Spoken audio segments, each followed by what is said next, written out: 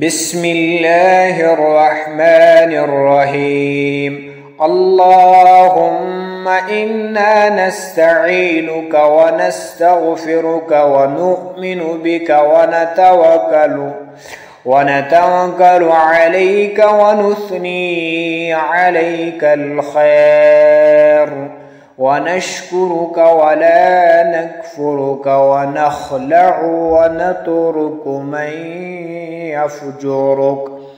اللهم إياك نعبد ولك نصلي ونسجد وإليك نسعى ونحفد ونرجو رحمتك ونخشى عذابك إن عذابك بالكفار ملحق.